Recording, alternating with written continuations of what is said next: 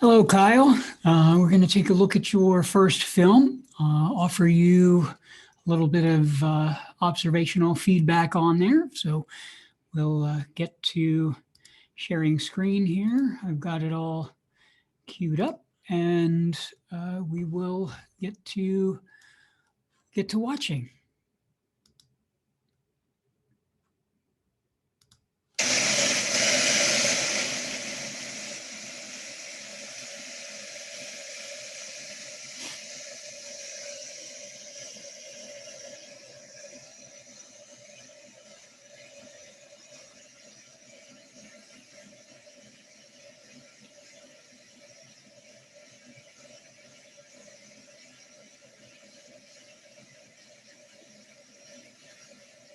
So basically, as I've seen the film already, what we have here are three portraits, effectively, or landscape portraits. They're video landscapes, as if in the tradition that you would do a landscape painting or a landscape photograph. These just happen to be landscape films, landscape time-based media.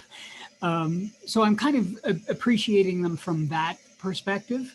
As I'm seeing them. This one, it appears that you have the camera completely stable. On this one as well, you've got the camera completely stabilized. This one, however, the very first one that you have here, I see some camera movement. And we don't want that at all. Even the slightest, see right there, we can see a little bit of camera shutter there. We want to avoid that, certainly. It's a most minor thing, but it disrupts it just enough to break the feeling, break the illusion there.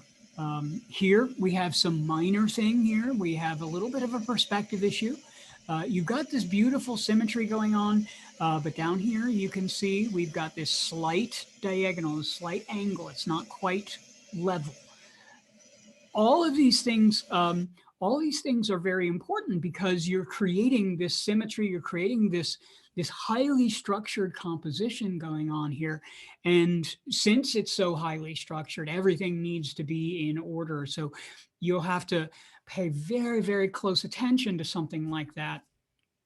Even if it seems minor, it will have a huge impact on the balance and the harmony of the entire piece. Something that's just slightly off, where this line here, right here, is not quite level. It can disrupt the balance of the piece. You've otherwise got it pretty balanced in terms of having it symmetrical on one side or the other. That works pretty well. This last piece here, you're not working with symmetry, and so you have some more latitude there. Interestingly enough, it's probably the most tightly composed in terms of the way that things are sort of organized there. This one also happens to be the most satisfying in terms of light. The quality of light on this one is definitely the most satisfying in terms of the way that the light is reflecting off of the water, the way that the light is sort of glowing off of the buildings, the colors that you're getting from the buildings, the sort of rusty, sort of orange colors, the stone, the sky versus the watercolor. All of that is working quite well here on this one.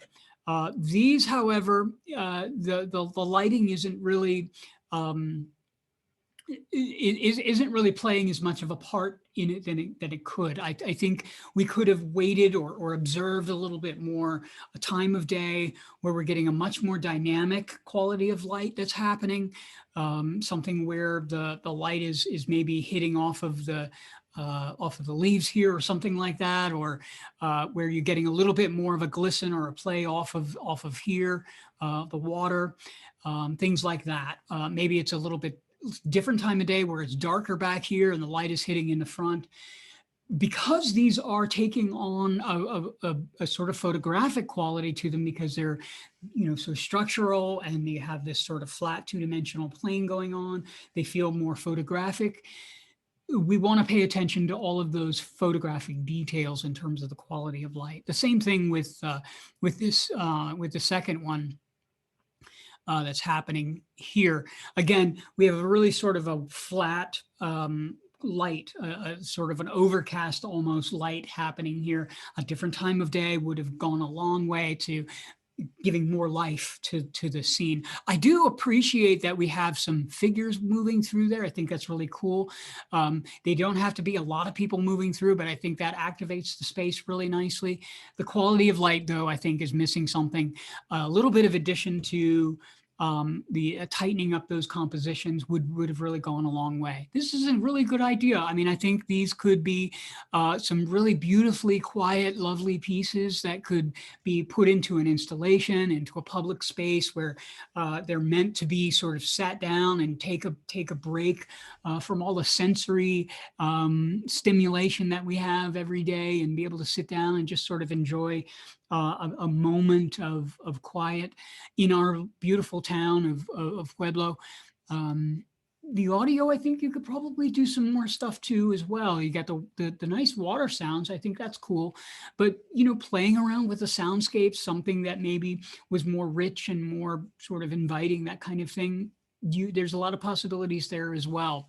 So, I think this is a good start, and that's what these are for. These are meant to be sketches. These are meant to sort of provoke more thought. They're meant to kind of get the ideas flowing and going for you. So that's what I have for you. We did a lot of talking about these pieces in the studio when we were looking at them together, but I wanted to offer a little bit more detailed feedback specifically on each and everyone's piece. So that's what I have. I look forward to more of your pieces, and we will see you in the studio. All right, bye now.